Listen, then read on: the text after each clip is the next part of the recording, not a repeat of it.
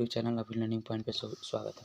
दोस्तों आज हम लोग वर्ग 10वीं की संस्कृत में देखेंगे उसका लेसन वन जिसका अध्याय का नाम क्या है, मंगलम। इसमें हम लोग देखेंगे इसका ऑब्जेक्टिव जो इम्पोर्टेंट है, जो आप लोग के एग्जाम के दृष्टि से बहुत ही इंपॉर्टेंट है। इसमें देखेंगे, इसमें आप लोग को मेजर क्वेश्चन पूछता है कि इसमें देखिए आता है कि इसमें कितने मंत्र लिए गए हैं। जो मंगलम है ये किसके रचना, जैसे उपनिषद का ही हम लोग स्टार्ट करते हैं। इसमें फर्स्ट क्वेश्चन क्या है, उपनिषद के रचनाकार कौन है, बताइए। उपनिषद के रचनाकार कौन है, बताइए। बहुत बढ़िया, सी कौन, महर्षि वेद व्यास जो है किसके रचनाकार है, बताइए। हाँ, उपनिषद के रचनाकार है। चलिए आते हैं नेक्स्ट क्वेश्चन की ओर। 2 नंबर क्वेश्चन क्या है, मंगलम पाठ के रचनाकार कौन है, बताइए। मंगलम पाठ के रचनाकार कौन है, बताइए। अभी ऊपर देखे थे कौन, महर्षि वेद व्यास। आइए नेक्स्ट क्वेश्चन की ओर देखते हैं। मंगलम पाठ में कितने मंत्र संकलित हैं, ये हमेशा पूछता है एग्जाम में। मंगलम जो पाठ है उसमें कितने मंत्र संकलित हैं, बताइए। कितने मंत्र संकलित हैं, 5। ठीक है, और ये एग्जाम में बहुत बार पूछ चुका है कि कौन कौन सा मंत्र इसमें क्या है, लिया गया है या संकलित है। तो ईशावास्य है, कंठ है, मुंडक है और श्वासवर है। जो क्या है, इसमें एक मंत्र जो है 2 बार आता है, 2 बार से उससे लिया गया है। ठीक है, आइए नेक्स्ट क्वेश्चन की ओर देखते हैं। 4 नंबर क्वेश्चन, बताइए। 4 नंबर क्वेश्चन में है अणु से छोटा कौन है, बताइए। इसमें पूछा गया है 4 नंबर, अणु से छोटा कौन है। तो अणु से छोटा कौन है, आत्मा। अणु से छोटा कौन है, आत्मा है। चलिए 5 नंबर क्वेश्चन क्या है, किसकी जय होती है, बताइए। किसकी जय होती है, 5 नंबर, किसकी जय होती है, हाँ किसकी जय होती है, सत्य की क्या होती है, जय होती है। आते हैं नेक्स्ट क्वेश्चन की ओर। नेक्स्ट क्वेश्चन क्या है, 6 नंबर क्वेश्चन क्या कहता है, बहती नदी जो है कहाँ मिलती है, बहती नदी कहाँ मिलती है, बताइए। बहुत बढ़िया, कहाँ मिलती है, जाकर समुद्र में मिल जाती है। आइए नेक्स्ट क्वेश्चन की ओर देखते हैं। 7 नंबर क्वेश्चन क्या है, जंतु के हृदय रूपी गुफा में क्या स्थित रहता है, जंतु के हृदय रूपी गुफा में क्या स्थित रहता है, बताइए। जंतु के हृदय रूपी गुफा में क्या स्थित रहता है, बहुत बढ़िया, क्या है ये तत्व क्या रहता है, स्थित रहता है। आइए नेक्स्ट क्वेश्चन की ओर देखते हैं। 8 नंबर क्या है, 8 नंबर क्वेश्चन कह रहा है ब्रह्मा को प्राप्त करने के विषय में बताया गया है। जो ब्रह्मा को प्राप्त करने के विषय में बताइए कौन से उपनिषद में बताया गया है, भाई कौन सा, मुंडक उपनिषद में क्या किया गया है, बताया गया कि क्या इसमें ब्रह्मा को प्राप्त किया जा सकता है। चलिए आते हैं नेक्स्ट क्वेश्चन की ओर। 9 नंबर में 9 नंबर क्वेश्चन क्या है, क्वेश्चन बोल रहा है देवलोक का मार्ग किससे प्राप्त होता है, मतलब देवलोक का मार्ग है किससे प्राप्त होता है। तो हम बोलते हैं ना कि सत्य बोलेंगे तो ऐसा वगैरह कुछ। तो ये क्या होता है, देवलोक का मार्ग किससे प्राप्त होता है, सत्य बोलने से प्राप्त होता है। ठीक है, या सत्य के राह पे चलने से। ठीक, 10 नंबर क्वेश्चन कहता है सत्यम से क्या प्राप्त होता है। ये अब क्वेश्चन है, सत्य से क्या प्राप्त होता है, बताइए तो। किसकी प्राप्ति होती है, अभी ऊपर हम लोग क्वेश्चन देखे थे, किसकी प्राप्ति होती है, देवलोक की प्राप्ति होती है। आइए नेक्स्ट क्वेश्चन की ओर देखते हैं। 11 नंबर क्वेश्चन क्या कह रहा है कि मृत्यु को बस में कौन कर लेते हैं, मृत्यु को बस में कौन कर लेते हैं, बताइए। 11 नंबर, हाँ बताइए, बहुत बढ़िया। कौन, विद्वान जो होते हैं मृत्यु को क्या कर लेते हैं, अपने बस में कर लेते हैं। आइए 12 नंबर क्वेश्चन देखते हैं। 12 नंबर क्वेश्चन क्या कह रहा है, किसकी जय नहीं होती है, किसकी जय नहीं होती है। 12 नंबर क्वेश्चन कह रहा है किसकी जय नहीं होती है, तो किसकी जय नहीं होती है, बताइए। हाँ बताइए, बहुत बढ़िया, किसकी, तो असत्य की। और पूछ दे किसकी जय होती है, तो सत्य की जय होती है। आते हैं नेक्स्ट क्वेश्चन की ओर। 13 नंबर क्वेश्चन क्या है, उपनिषद में किस महिमा का वर्णन किया गया, उपनिषद में किस महिमा का क्या किया है, वर्णन किया गया, बताइए। बहुत बढ़िया, कौन सा, परम पुरुष जो है महिमा का क्या किया है, वर्णन किया गया। आते हैं उपनिषदों की संख्या कितनी है। 14 नंबर क्वेश्चन, ये आप लोग एग्जाम में बहुत बार पूछ चुका है। इसको एकदम मोस्ट इंपॉर्टेंट VVI क्वेश्चन कर लीजिएगा। आप लोग एग्जाम में बहुत बार ये क्वेश्चन पूछा जा चुका है कि उपनिषदों की संख्या कितनी होती है, कितनी होती है, 100, कितनी होती है, 105। बहुत बढ़िया। आते हैं नेक्स्ट क्वेश्चन की ओर। आत्मा के गूढ़ रहस्य की किसमें व्याख्या की गई है, इसमें बताना है आत्मा है, आत्मा के गूढ़ रहस्य की व्याख्या किसमें की गई है, बताइए। बहुत बढ़िया, 15 का क्वेश्चन बताइए, किसमें किया गया, हाँ किसमें किया गया, कठोपनिषद। कठोपनिषद में क्या किया गया, आत्मा के गुप्त रहस्य के बारे में वर्णन किया गया। नेक्स्ट क्वेश्चन देखते हैं। परमात्मा की जो महिमा का वर्णन किसमें किया गया, बताइए कि परमात्मा की महिमा का वर्णन किसमें किया गया, बताइए तो। 16 नंबर का, हाँ बहुत बढ़िया, किसमें किया गया, ईशावास्य जो उपनिषद है उसमें क्या गया, परमात्मा की महिमा का वर्णन किया गया। आइए नेक्स्ट क्वेश्चन देखते हैं। नेक्स्ट क्वेश्चन क्या कहता है, ज्ञानी लोग और अज्ञानी लोग, जो ज्ञानी लोग हैं और अज्ञानी लोग में अंतर किसमें बताया गया, कौन से उपनिषद में ज्ञानी लोग और अज्ञानी लोग के बारे में बताया गया, बताइए। बहुत बढ़िया, किसमें, स्वर में क्या किया जाता है, इसमें अंतर बताया गया कि कौन ज्ञानी होते हैं, कैसा, ये चीज़ बताया गया। 18 नंबर है, सत्य का मुख किससे ढका हुआ है, ये भी क्वेश्चन बहुत बार पूछा जा चुका है। सत्य का मुख है किससे ढका हुआ है, बताइए किससे ढका हुआ है, किससे ढका हुआ है बताइए? 18 का, बहुत बढ़िया। किससे? हिरणमय जो हिरण पात्र जो है, हिरण्य पात्र है उसके ढका हुआ। आते हैं देखते हैं नेक्स्ट क्वेश्चन क्या है। नेक्स्ट क्वेश्चन बोलता है सत्य का खजाना कहाँ है? सत्य का खजाना कहाँ है बोलिए? तो बोलते हैं ना सत्य का खजाना कहाँ पर है? देवलोक में। बहुत बढ़िया दोस्तों। देखिए एक लेसन 1 का ये आप लोग का ऑब्जेक्टिव खत्म हुआ। ये इंपॉर्टेंट ऑब्जेक्टिव है लेसन नेक्स्ट लेसन से बहुत ही ज़्यादा इंपॉर्टेंट है। आइए दोस्तों समय को बिना गंवाए हम लोग स्टार्ट करते हैं। क्वेश्चन नंबर 1 की ओर देखते हैं। क्वेश्चन नंबर 1 क्या है? क्वेश्चन नंबर 1 बोलते हैं एशिया महादेश का सबसे बड़ा सेतु कौन है? बताइए तो एशिया महादेश का सबसे बड़ा सेतु कौन है?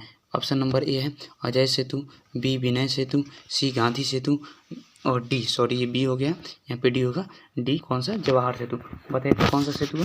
बहुत बढ़िया, कौन? गांधी सेतु। गांधी सेतु है जो एशिया महादेश का सबसे बड़ा सेतु है। ठीक है, यानी सेतु बोले तो पुल, कौन सा? गांधी सेतु। आइए नेक्स्ट क्वेश्चन की ओर देखते हैं। 2 नंबर क्वेश्चन क्या कह रहे हैं? यूनान का राजदूत कौन था? यूनान जो था वहाँ का राजदूत कौन था? बताइए तो यूनान का राजदूत कौन था? यूनान जो था, यूनान का राजदूत कौन था? बताइए। बहुत बढ़िया, कौन था? मेगास्थनीज जो था कि कहाँ का राजदूत था? यूनान का। एग्जाम में आप लोग को ये क्वेश्चन बहुत बार पूछा है कि यूनान का राजदूत कौन था या मेगास्थनीज कौन था? तो मेगास्थनीज कौन था? यूनान का राजदूत था। ठीक है, आइए नेक्स्ट क्वेश्चन की ओर देखते हैं। 3 नंबर क्वेश्चन क्या है? पाटलिपुत्र किस राज्य की राजधानी है? अभी तो पढ़ते ही हैं, अब भाई बिहार में है तो बिहार में तो कॉमन सी बात है, क्या बता सकते हैं? बताइए तो पाटलिपुत्र जो है किस राज्य की राजधानी, किस राज्य की है? बिहार की राजधानी है। ठीक है, आते हैं नेक्स्ट क्वेश्चन की ओर। 4 नंबर, महावीर मंदिर कहाँ स्थित है? अब बताइए, अब ये मत बोल दीजिएगा महावीर मंदिर मेरे गाँव में स्थित है, नहीं ये नहीं, ये पूछा गया पटना के रिगार्डिंग, तो ये कहाँ पे है? महावीर मंदिर कहाँ पे स्थित है? जो पटना में स्थित है। ठीक है, आइए नगर की पालिका देवी कौन है? बताइए तो नगर की पालिका देवी कौन है? जो हम लोग पढ़े थे तो उस बुक में था नगर की पालिका देवी कौन है? तो पटन देवी। पटन देवी जो क्या है? नगर की पालिका देवी है, या नगर की पालिका देवी के नाम से किसे जाना जाता है? पटन देवी को जाना जाता है। आइए नेक्स्ट क्वेश्चन की ओर देखते हैं। कैमुदी महोत्सव कहाँ मनाया जाता है? 6 नंबर जो क्वेश्चन है आप लोग का, बताइए कैमुदी महोत्सव कहाँ मनाया जाता है?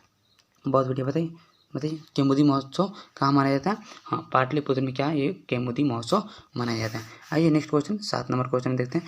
किसके शासनकाल में पाटलिपुत्र का शोभा तथा रक्षा व्यवस्था अति उत्कृष्ट थी? मतलब बताने किसके जो शासनकाल था, मतलब कौन उस समय शासनकाल में था कि पाटलिपुत्र क्या अत्यंत सौंदर्य हो गया था, उस आकृष्ट हो गया था? किसके शासनकाल में था? बताइए। हाँ, चंद्रगुप्त जो मौर्य थे कि उनके शासनकाल में क्या हुआ था? इनकी पाटलिपुत्र की शोभा और बढ़ गई थी। आइए नेक्स्ट क्वेश्चन की ओर देखते हैं। 8 नंबर क्वेश्चन। 8 नंबर क्वेश्चन क्या है? 8 नंबर क्वेश्चन क्या बोल रहा है? पाटलिपुत्र का नामांतरण क्या है? बताइए तो 8 नंबर क्वेश्चन का। हाँ, मतलब नामांतरण मतलब क्या था? नामांतरण बोले तो इसका क्या नाम था? तो इसका क्या था? कुसुमपुर ये नाम था। ठीक है, आइए नेक्स्ट क्वेश्चन के नाम से नेक्स्ट क्वेश्चन देखते हैं। कूटनिम्नता के रचनाकार कौन है? बताइए तो कूटनिम्नता के रचनाकार कौन है? एग्जाम में बहुत बार क्वेश्चन पूछा जा चुका है। कूटनिम्नता के रचनाकार कौन है? बताइए। 9 नंबर का, बहुत बढ़िया, दामोदर गुप्त हैं। जो दामोदर गुप्त हैं वो किसके रचनाकार हैं? हाँ, कूटनिम्नता के रचनाकार हैं। बहुत बढ़िया, आते हैं नेक्स्ट क्वेश्चन की ओर। नेक्स्ट क्वेश्चन क्या है? चंद्रगुप्त मौर्य किस वंश का संस्थापक था? चंद्रगुप्त जो मौर्य थे किस वंश के संस्थापक थे? बताइए तो। बहुत बढ़िया, कौन वंश के? मौर्य वंश के संस्थापक कौन थे? चंद्रगुप्त। एग्जाम में पूछता है कि मौर्य वंश के संस्थापक कौन थे, तो चंद्रगुप्त हो गया। या अगर पूछ दिया चंद्रगुप्त जो थे किस वंश के संस्थापक थे, तो मौर्य वंश थे। आइए नेक्स्ट क्वेश्चन देखते हैं। सिखों के 10वें गुरु कौन थे? हाँ, एग्जाम में बहुत बार पूछा है, सिखों के 10वें गुरु कौन थे? बताइए तो।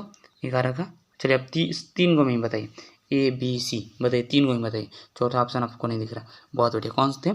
गुरु गोविंद सिंह थे, जो क्या थे? सिखों के 10वें गुरु। ये भी पूछता है गुरु गोविंद सिंह कौन थे, तो सिख धर्म के क्या थे? 10वें गुरु थे। ठीक है, आइए नेक्स्ट क्वेश्चन की ओर देखते हैं। 12 नंबर क्वेश्चन क्या है? पाटलिपुत्र का बुद्ध काल में नाम क्या था? मतलब ये बताने की जो बुद्ध काल के शासनकाल में पाटलिपुत्र का नाम क्या था? बहुत बढ़िया, कौन था? पाटलिग्राम। एग्जाम में पूछता है पाटलिग्राम मतलब किसके शासनकाल में पाटलिपुत्र का नाम था? बताइए किसके शासनकाल में था? तो बुद्ध के शासनकाल में था। ठीक है, आइए नेक्स्ट क्वेश्चन की ओर देखते हैं। 13 नंबर क्वेश्चन क्या कहता है? पटना है, पटना के किस दिशा में गंगा नदी प्रवाहित होती है?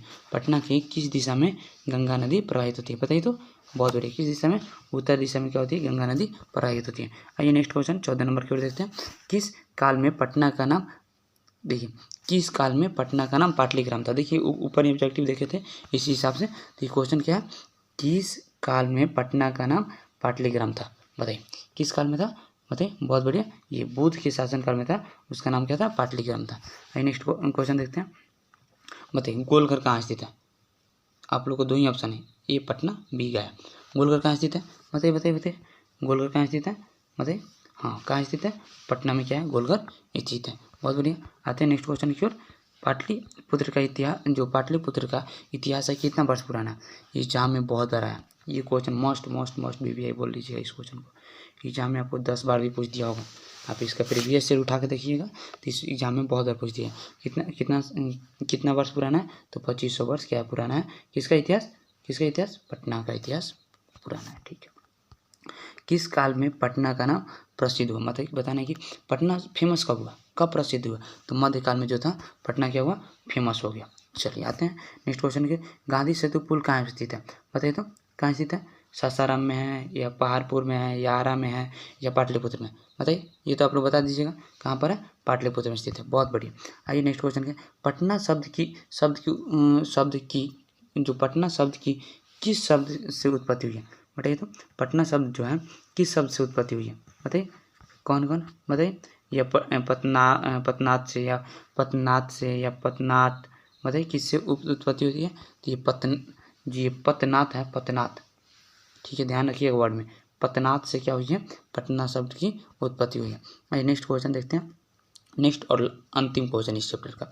पाटलिपुत्र में किस महापुरुष की जन्म स्थली है। अब बताना है कि पाटलिपुत्र जो है इसमें किस महापुरुष का जन्म स्थल माना गया, बताइए किन का माना गया। चलिए मैं आप लोग को थोड़ा सा हिंट दे रहा हूँ कि जो थे सिख धर्म के 10वें गुरु के नाम से जाने जाते थे। अब चलिए आप लोग इसका आंसर कमेंट करके बताइए। चलिए तब तक के लिए आप लोग वीडियो देखिए, अगर वीडियो अच्छा लगे तो लाइक कीजिए और चैनल को सब्सक्राइब कीजिए। और अगर आप लोग को अगर मतलब इस संस्कृत से रिगार्डिंग अगर आप लोग को हर एक चैप्टर से वीडियो चाहिए, वो भी ऑब्जेक्टिव। अलस कथा उसका अध्याय में हम लोग उसके सारे ऑब्जेक्टिव क्वेश्चन और आंसर करेंगे, जो एग्जाम की दृष्टि से बहुत ही इम्पोर्टेंट होने वाला है, जो आप लोग के अक्सर एग्जाम में पूछा जाता है। वो सब अभी हम क्वेश्चन और उसके आंसर की जिक्र करेंगे। देखिए कोई पहला क्वेश्चन से स्टार्ट करते हैं हम लोग। मैथिल कोकिल के नाम से कौन प्रसिद्ध है, बताने कि मैथिल कोकिल के नाम से किसे जाना जाता है, किसे जाना जाता है, बताइए विद्यापति को। ये आप लोग को एग्जाम में बहुत बार पूछा गया कि अलस कथा को किसने लिखा, अलस कथा को किसने लिखा, विद्यापति ने लिखा। आइए देखते हैं नेक्स्ट क्वेश्चन यानी 2 नंबर में। अलस कथा जो पाठ है कहाँ से संकलित है, अलस कथा पाठ कहाँ से संकलित है, बताइए तो। अलस कथा जो पाठ है कहाँ से संकलित है, तो ये कहाँ है, पुरुष परीक्षा से संकलित है। इसमें बताया गया है कि देखिए आप कहानी पढ़ेगा ना तो बहुत ही इंटरेस्टिंग है। इसमें बताया गया कि कैसे आलसी लोग रहते हैं, कितने आलसी लोग रहते हैं, उसमें क्या किया जाता है, आग लगाया जाता है। एक राजा थे वो बुलाते हैं खाना खाने के लिए, तो वहाँ पे मतलब उसके साथ आलसी के साथ बहुत लोग ऐसे लोग भी आ जाते हैं जिसको ध्रुत लोग बोलते हैं, वो लोग भी आ जाते हैं। उसकी कहानी पढ़िएगा तो आप लोग को मिल जाएगा उसमें। नेक्स्ट क्वेश्चन देखते हैं। मिथिला का मंत्री कौन था, मिथिला का मंत्री कौन था, बताइए। 3 नंबर जो क्वेश्चन है, मिथिला का मंत्री कौन था, बताइए कौन था, वीरेश्वर कहाँ का मंत्री था, मिथिला का मंत्री था। आइए नेक्स्ट क्वेश्चन 4 नंबर की ओर देखते हैं। मनुष्य को कौन नष्ट कर देता है, बताइए तो। मनुष्य को कौन नष्ट कर देता है, धन धर्म आलस या कोई नहीं, बताइए तो। मनुष्य को कौन नष्ट कर देता है, बताइए। हाँ बोले कौन नष्ट कर देता है, ये आलस जो होता है मनुष्य को नष्ट कर देता है। आइए नेक्स्ट क्वेश्चन की ओर देखते हैं 5 नंबर। भीषण भूख लगने पर भी कौन कुछ नहीं कर सकता, मतलब जो मतलब बहुत तेज भूख लगा है फिर भी वो लोग कुछ नहीं कर सकते, कौन लोग को कुछ नहीं कर सकते, बताइए। भीषण भूख लगने पर भी कौन लोग जो व्यक्ति होते हैं जो कुछ नहीं कर सकते, बताइए। आलसी लोग या निर्बल लोग या सच्चा चरित्र वाले या निर्धन लोग, बताइए कौन से, बताइए। हाँ कौन लोग जो होते हैं जो नहीं कर सकते, बहुत बढ़िया। जो आलसी लोग होते हैं उसको भूख लगे या कुछ लगे उससे मतलब ही नहीं है। आइए नेक्स्ट देखते हैं। वीरेश्वर नाम का मंत्री कहाँ रहता था, बताइए। वीरेश्वर जो नाम का मंत्री था 6 नंबर का कहाँ रहता था, तो मिथिला में रहता था। कहाँ रहता था, मिथिला में रहता था। बहुत बढ़िया। आलसियों को कौन अन्न और वस्त्र देते थे, आलसी को कौन अन्न और वस्त्र देते थे, बताइए। तो वीरेश्वर थे कहाँ के मंत्री थे, मिथिला के तो हैं वो कौन क्या करते थे, वो आलसियों को अन्न और वस्त्र देते थे। आइए नेक्स्ट क्वेश्चन 8 नंबर क्वेश्चन की ओर देखते हैं। आलसी पुरुष कितने थे, बताइए आलसी पुरुष कितने थे, बहुत बढ़िया, कितने थे, 4 आलसी पुरुष थे। हाँ नेक्स्ट क्वेश्चन देखते हैं। अलस कथा पाठ के में किस दोष का वर्णन किया गया, इसमें बताइए। अलस कथा पाठ तो नाम से ही बताया गया, अलस कथा मतलब किसका जिक्र किया गया होगा, बताइए। हाँ आलस लोगों का जिक्र किया गया था, मतलब कौन थे, आलस का। बहुत बढ़िया। नेक्स्ट क्वेश्चन की ओर बढ़ते हैं आगे। नेक्स्ट क्वेश्चन क्या है, मैथिल कवि कौन है, मतलब मैथिल कवि के नाम से किसे जाना जाता है, बताइए। इसको जानता है, विद्यापति को मैथिल कवि के नाम से जाना जाता है। नेक्स्ट क्वेश्चन क्या, अलस कथा किस प्रकार की कथा है, किस प्रकार की कथा है, बताइए। तो 11 नंबर का हाँ क्या गया, देखिए हम बताएं आप लोगों को, तो एक प्रकार का क्या किया, व्यंग किया गया। तो कैसा कविता है, सॉरी किस प्रकार की कथा है, तो व्यंगात्मक, मतलब लोगों के ऊपर क्या व्यंग किया गया। तो कैसी कैसी कहानी है, कथा क्या है, व्यंग्यात्मक कथा है। अलस कथा पाठ के लेखक कौन है, अलस कथा पाठ के लेखक कौन है, बहुत बढ़िया, विद्यापति जो है अलस कथा पाठ के लेखक हैं। आइए नेक्स्ट क्वेश्चन देखते हैं। नेक्स्ट क्वेश्चन क्या है, अलस कथा में आग क्यों लगाई गई थी, जो अलस कथा है उसमें आग क्यों लगाई गई थी, जाड़े के कारण, क्या वहाँ पे ठंडा था इसलिए लगाई गई थी, नहीं आलसी की परीक्षा के लिए, या आलसी मच्छर के कारण, या बिना किसी कारण के। तो वहाँ पे जो था अलस कथा में आग लगाने के कारण क्या था, वहाँ पर किसका परीक्षा लिया जा रहा था, बताइए। बहुत बढ़िया, आलसियों का क्या किया था, परीक्षा लिया जा रहा था, इसलिए वहाँ पर अलसशाला में आग लगाई गई थी। अलस कथा पाठ में किस महत्व का वर्णन किया गया, बताइए। अलस कथा जो पाठ है उसमें किस महत्व का वर्णन किया गया, तो इसमें किसमें अलस कथा तो किसके गुण को बताया गया, मानव के गुण को बताया गया।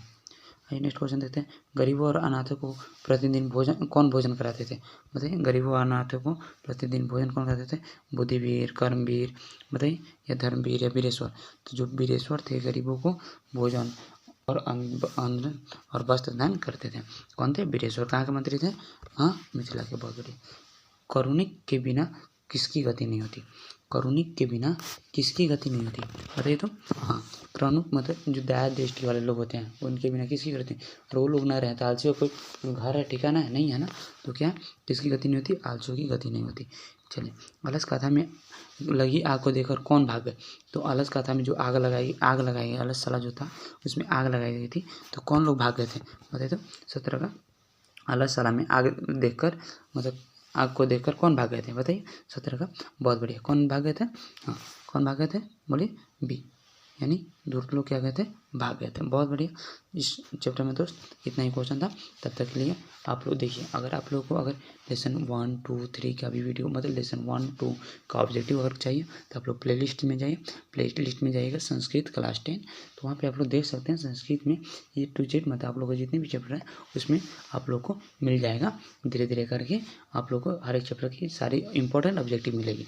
ये नहीं कि पूरा हम करा दिए जो कि इसका कोई महत्व ही नहीं है, लेकिन हाँ इतना आप लोग को मिलेगा जो आप लोग एग्जाम में कभी ना कभी पूछ दिया हो, वैसा ऑब्जेक्टिव को मिलेगा। चलिए दोस्तों, तब तक के लिए आप लोग वीडियो को देखें, इसके लिए बहुत बहुत धन्यवाद। तब तक मिलते हैं आप लोग नेक्स्ट वीडियो में, तब तक के लिए धन्यवाद। वीडियो को स्टार्ट करते हैं। देखिए आप लोग क्वेश्चन नंबर 1 पढ़िए, तब तक इसका आंसर देने की कोशिश कीजिए। देखिए, छमाराव किस काल के लेखक है, बताइए। तो 1 नंबर आधुनिक काल,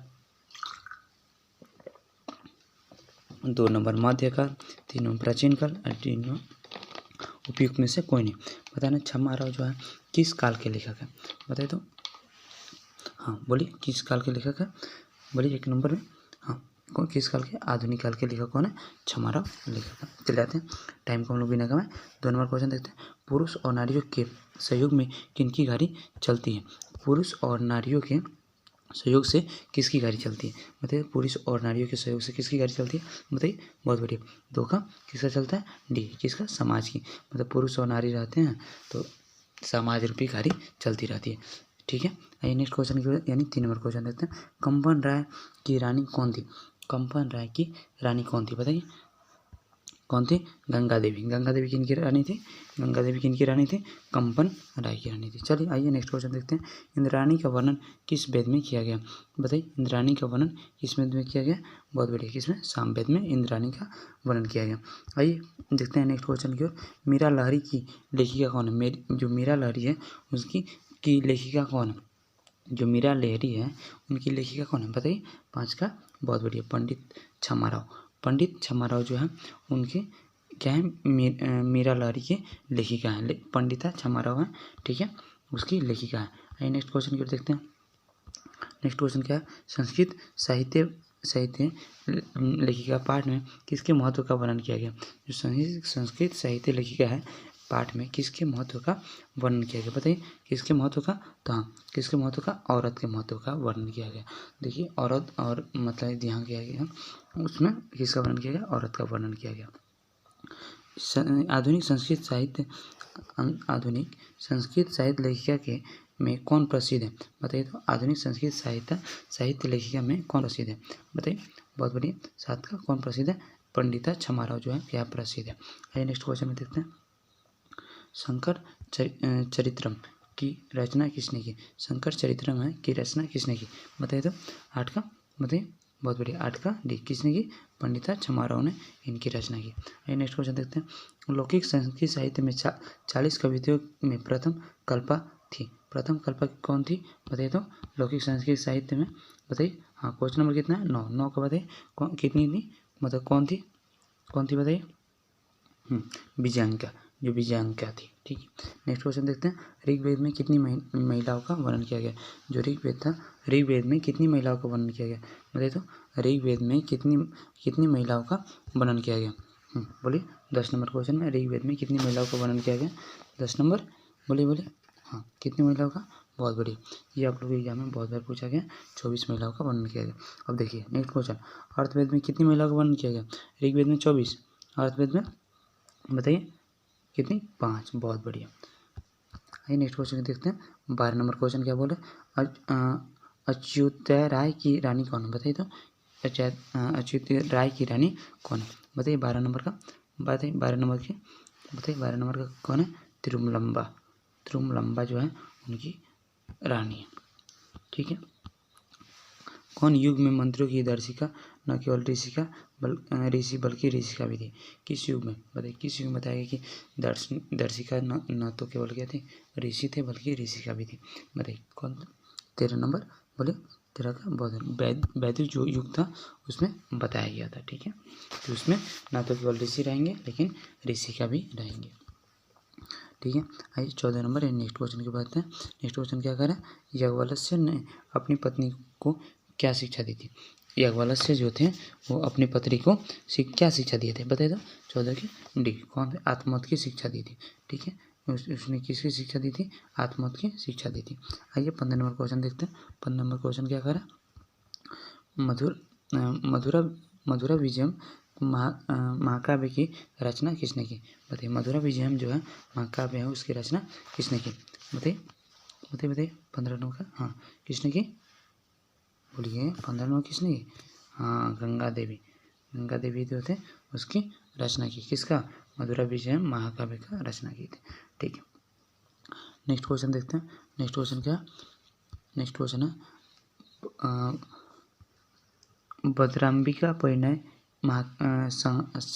सन्हा काव्य की रचना किसने की, बताइए तो। 16 नंबर का, बोलिए। 16 का किसने की थी, तिरुमलम्बा जो थी उसने रचना की थी। नेक्स्ट क्वेश्चन और लास्ट क्वेश्चन की ओर आगे बढ़ते हैं। जनक की सभा में शास्त्र कुशली कौन विदुषी रहती थी, बताइए। जनक की सभा में, हाँ इंपॉर्टेंट क्वेश्चन, कौन रहती थी, बहुत बढ़िया। गार्गी, एग्जाम में बहुत बार पूछा है। गार्गी जो उनकी सभा में, किनकी सभा में, जनक की सभा में। ये पूछ देता है कि किनकी सभा में गार्गी जो थी शास्त्रार्थ कुशली विदुषी रहती थी, कौन, गार्गी थी, किनकी सभा में रहती थी, जनक की सभा में। चलिए बहुत बढ़िया दोस्तों, आप लोग देखिए वीडियो, आप लोग अपने यूट्यूब चैनल बिलानो बार पे स्वागत है। दोस्तों आज हम लोग संस्कृत की वर्ग 10वीं की लेसन 5 जिसका शीर्षक क्या है, भारत महिमा का हम लोग बहुत इम्पोर्टेंट जो कि एग्ज़ाम के दृष्टि से बहुत इम्पोर्टेंट है, बहुत महत्वपूर्ण है। या एग्ज़ाम में ऐसा बोले तो कभी ना कभी ये पिछले कई वर्षों में पूछ चुका है। इस चीज़ को हम लोग देखते हुए मतलब ज़्यादा नहीं 15 से 20 क्वेश्चन होगा जो इस चैप्टर में लिया गया। दोस्तों जो इतना इम्पोर्टेंट है, इतना बताएं कि आप लोग एग्ज़ाम मतलब आप लोग पूरा ऑब्जेक्टिव का सेशन कर लेते हैं ना, तो इसके बाहर से कहीं ऑब्जेक्टिव नहीं जाने वाला। आइए दोस्तों हम लोग टाइम बिना गंवाए स्टार्ट करते हैं। आइए 1 नंबर क्वेश्चन की ओर आगे बढ़ते हैं।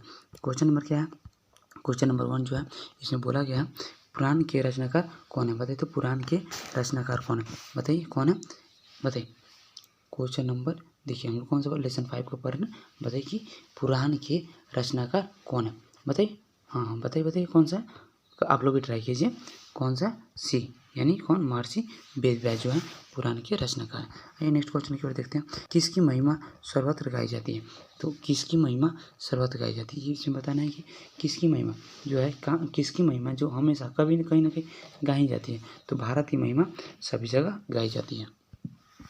आइए नेक्स्ट क्वेश्चन की ओर देखते हैं। इस देश के गुणगान देवता लोग, मतलब बताना किस देश के जो होते हैं गुणगान देवता लोग भी करते हैं, तो किस देश का गुणगान जो देवता लोग करते हैं, तो भारत देश का जो गुणगान कौन करते हैं, देवता लोग भी गुणगान करते हैं। आइए देखते हैं नेक्स्ट क्वेश्चन। नेक्स्ट क्वेश्चन है, इस देश में यानी इस देश में देवता लोग बार बार जन्म लेते हैं, या किस देश में लोग देवता लोग भी चाहते हैं कि हमारा भी जन्म हो, तो किस देश में, भारत में चाहते हैं, ठीक है। आइए नेक्स्ट क्वेश्चन 5 नंबर के क्वेश्चन में देखते हैं। कौन गीत गाते हैं, बताइए कौन गीत गाते हैं, और ऊपर आप क्वेश्चन ध्यान से देखे होंगे तब बता सकते हैं। कौन गीत गाते हैं, देवता लोग गीत गाते हैं, क्या चीज़ के लिए, कहाँ का गुणगान करते हैं, किसका गीत गाते हैं, तो भारत के गीत गाते हैं। कहाँ पे जन्म लेना पसंद करते हैं, तो भारत में। भारत की शोभा की प्रशंसा करते हैं, भारत की मतलब शोभा की प्रशंसा कौन करते हैं, तो कौन लोग करते हैं, देवता लोग जो होते हैं भारत की प्रशंसा का शोभा करते हैं, मतलब इसकी जो शोभा है उसकी प्रशंसा का वर्णन करते हैं, बताते हैं। आइए नेक्स्ट क्वेश्चन 7 नंबर। भारत की महिमा कहाँ गाई जाती है, तो भारत की महिमा सभी जगह गाई जाती है, भारत की महिमा कहाँ गाई जाती है, सभी जगह गाई जाती है।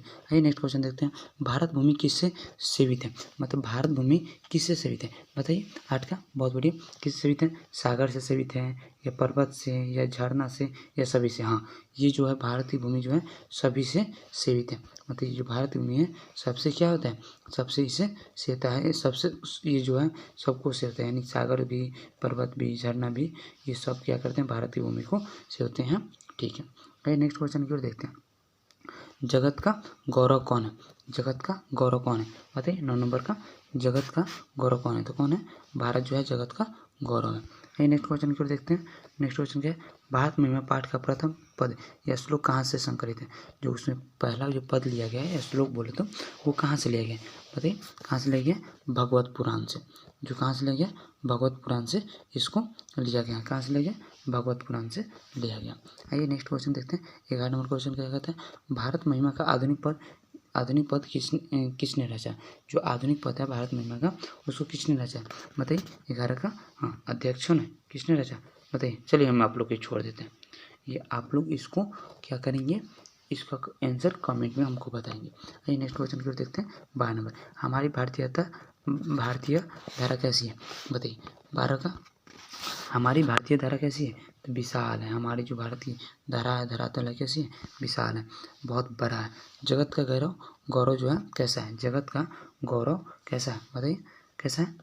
13 नंबर, हाँ बताइए कैसा, शोभनीय है, जगत का गौरव क्या है, शोभनीय है, ठीक है।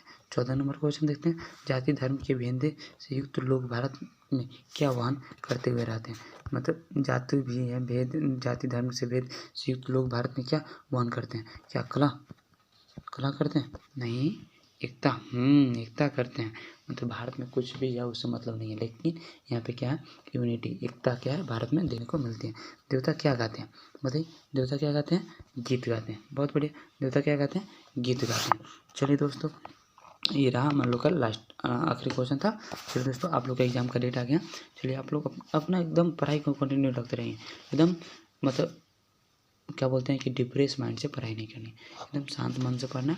तब आप लोग टेंशन नहीं रखिए, आप लोग ऐसे ही ऑब्जेक्टिव का सेशन चलते रहेगा, और तब तक के लिए मतलब एकदम क्या बोलते हैं इसको, एकदम निफिक्र होकर पढ़िए। और हाँ ये निफिक्र का नहीं कि ऐसा मतलब छोड़ दिए, इस पर कॉन्सेंट्रेट होकर पढ़ाई कीजिए। जितना देर आप पढ़ रहे हैं बहुत पढ़ रहे हैं, पढ़ते रहिए। आप लोग वीडियो देखिए, तब तक के लिए धन्यवाद दोस्तों, थैंक यू। हम लोग आगे क्वेश्चन की ओर स्टार्ट करते हैं। 1 नंबर क्वेश्चन क्या था, 1 नंबर क्वेश्चन क्या है, भारतीय संस्कार कितने होते हैं। 1 नंबर क्वेश्चन है, भारतीय संस्कार कितने होते हैं, बताइए कितने होते हैं, 24 होते हैं कि 20 होते हैं, या 18 या 16 होते हैं, बताइए कितने होते हैं, बोले। 1 का डी, बहुत बढ़िया, कितने होते हैं, 16 होते हैं। भारतीय संस्कार कितने होते हैं, 16 होते हैं। 2 नंबर क्वेश्चन की ओर देखते हैं। 2 नंबर क्वेश्चन है, सीमंतोन्वयन संस्कार किस संस्कार में गिना जाता है? सीमंतोन्वयन जो संस्कार है, ये जो संस्कार है किस संस्कार में गिना जाता है? बताइए किस संस्कार में गिना जाता है? तो बताइए जन्मपूर्व संस्कार में इसको गिना जाता है। आइए 3 नंबर क्वेश्चन की ओर देखते हैं। शिक्षा संबंधी कितने संस्कार है? मतलब शिक्षा से संबंधी कितने संस्कार है? 3 का बताइए कितने संस्कार है? 5। कितने संस्कार है शिक्षा से संबंधित? कितने हैं? 5 है। बहुत बढ़िया। आते हैं नेक्स्ट क्वेश्चन की ओर। बचपन में कितने संस्कार है? बचपन में कितने संस्कार है? 2, 4, 5 या 6?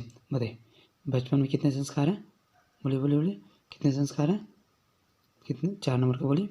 4 का डी। कितने संस्कार है? 6। कितने संस्कार है बचपन में? 6 संस्कार है। चलिए आगे नेक्स्ट देखते हैं। संस्कारों का मौलिक अर्थ होता है। बताइए कि संस्कार जो होते हैं उसका मौलिक अर्थ क्या होता है? संस्कार जो होते हैं उसके मौलिक अर्थ क्या होते हैं? बताइए। हाँ, दोष दूर होते हैं तथा गुणों का निर्माण होता है। संस्कार में क्या प्रति क्या होता है? दोष दूर होते हैं और गुणों का क्या होता है? निर्माण होता है। आइए नेक्स्ट क्वेश्चन की ओर देखते हैं। 6 नंबर क्वेश्चन क्या कहता है? भारतीयों में संस्कार में से किसका निर्माण किससे होता है? भारतीयों में संस्कार से किसका निर्माण किससे होता है? बताइए। तो भारतीय में जो संस्कार है उसके निर्माण से किसका निर्माण होता है? बताइए किसका? व्यक्तित्व का निर्माण होता है। ठीक है। आइए नेक्स्ट क्वेश्चन की ओर देखते हैं। 7 नंबर क्वेश्चन है। 7 नंबर क्वेश्चन क्या करें? वेद की पढ़ाई शुरू करना किस संस्कार के अंतर्गत आता है? 7 का डी। बहुत बढ़िया। कौन सा? शिक्षा के अंतर्गत आता है। 8 नंबर क्वेश्चन की ओर देखते हैं। 8 नंबर क्वेश्चन क्या कहता है? संस्कार को कितने भागों में बांटा गया? संस्कार को कितने भागों में बांटा गया? बताइए। 8 का बोले 8 का सी। कितने भागों में? 5 भागों में बांटा गया। आइए नेक्स्ट क्वेश्चन देखते हैं। मरने के बाद कितने संस्कार होते हैं? बताइए मरने के बाद कितने संस्कार होते हैं? 9 का। बताइए। हाँ, कितने संस्कार? एक ही संस्कार होते हैं। ठीक है, जो हम लोग दाह संस्कार के बाद से बोलते हैं। 10 नंबर क्वेश्चन। आइए नेक्स्ट क्वेश्चन देखते हैं। 10 नंबर क्वेश्चन क्या कह रहा है? किस संस्कार के द्वारा मनुष्य गृहस्थ जीवन में प्रवेश करता है? बताने किस संस्कार के द्वारा जो होता है मनुष्य अपने गृहस्थ में जीवन में क्या करता है? प्रवेश करता है। बताइए। 10 का हाँ, जो विवाह होता है उसमें उसके बाद से क्या होता है? वो विवाह जो संस्कार होते हैं उसके बाद से वो जो व्यक्ति होता है इसमें गृहस्थ जीवन में क्या होता है? प्रवेश करता है। आइए नेक्स्ट क्वेश्चन की ओर देखते हैं। पुष्पवन किस संस्कार के अंतर्गत आता है? एग्जाम में बहुत बार पूछा है। पुष्पवन जो संस्कार है किसके अंतर्गत आता है? बताइए। 11 का है। किस में? हाँ, जन्मपूर्व संस्कार में आता है। आइए देखते हैं। अंत्येष्टि संस्कार कब होता है? बताइए। 12 का अंत्येष्टि संस्कार कब होता है? बताइए।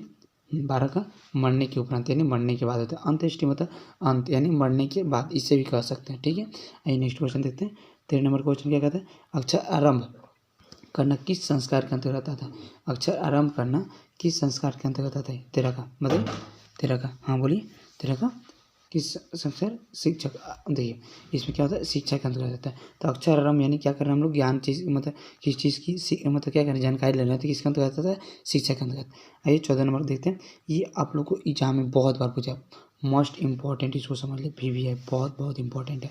14 नंबर क्वेश्चन कहता है सप्तपदी किस संस्कार के अंतर्गत आता है? सप्तपदी जो होता है किस संस्कार के अंतर्गत आता है? किस संस्कार के अंतर्गत आता है? तो विवाह। ठीक है। आइए 15 नंबर क्वेश्चन की ओर देखते हैं। 15 नंबर क्वेश्चन कहता है गुरु के घर से अलग होकर गृहस्थ जीवन में प्रवेश करना किस संस्कार के अंतर्गत आता है? बताइए। 15 का हाँ, 15 क्या होगा? सी। क्या होगा? सी। किस में आता है? विवाह में आता है। ठीक है। आइए ये तो आप लोग बता सकते हैं, एकदम इम्पोर्टेंट नॉर्मल है। सिंधुदान किस संस्कार के अंतर्गत आता है? 16 का। बोलिए किसके आता है? विवाह। विवाह में आता है ना सिंदूरदान। ठीक है। चलिए कौन शब्द सीमित रूप में व्यंग रूप में क्या आता है? व्यवहार होता है। कौन शब्द है सीमित रूप में व्यंग रूप में व्यवहार होता है? बताइए। 17 का हाँ, संस्कार। क्या एक व्यंग के रूप में भी देखा गया है। ठीक है। गर्भधारण करना किस संस्कार के अंतर्गत आता है? बताइए। गर्भधारण करना किस संस्कार के अंतर्गत आता है? बताइए। 18 का हाँ, जन्मपूर्व। मतलब देखते हैं ना कि जन्म के जिसको गोद भराई हम लोग के नाम से भी जानते हैं जो होता है। ठीक है। 18 हो गया। 19 नंबर देखते हैं। जन्म से पहले कितने संस्कार होते हैं? अब बताना कि जन्म से पहले कितने संस्कार होते हैं? बताइए। 19 का बी। कितने होते हैं? 3 संस्कार होते हैं। कितने संस्कार होते हैं जन्म से पहले?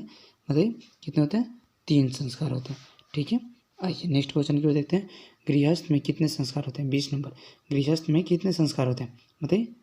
20 का हाँ, कितने होते हैं? 1। गृहस्थ में कितने संस्कार होते हैं? एक संस्कार होते हैं। आइए 21 नंबर देखते हैं। 21 नंबर क्या बोल रहे हैं? नामकरण किस संस्कार के अंतर्गत आता है? बताइए कि नामकरण कब होता है? तो शैशव अवस्था में होता है। ठीक है, ठीक, या जन पश्चात बोल सकते हैं इसको, होता है। ठीक है, आइए 22 नंबर यानी इसमें लास्ट क्वेश्चन, इस चैप्टर का अंतिम क्वेश्चन कर देखते हैं। इसमें क्या होता है? भारतीय संस्कृति, जो भारतीय संस्कृति है का परिचय किससे मिलता है? बताइए, भारतीय संस्कृति का परिचय किससे मिलता है? तो किससे मिलता है? संस्कारों से क्या होता है? भारतीय संस्कृति की क्या होता है? परिचय मिलता है। ठीक है दोस्तों, ये रहा आज का वीडियो। आपके दृष्टि से बहुत बहुत इंपॉर्टेंट है। इस चैप्टर से हमेशा 2 या 3 ऑब्जेक्टिव बनता ही बनता है, उसको आज हम लोग देखेंगे। और देखिएगा इसमें 10 नंबर और 13 नंबर जो क्वेश्चन है बहुत ज़्यादा इंपॉर्टेंट है। आइए लास्ट वाला भी क्वेश्चन बहुत इंपॉर्टेंट है।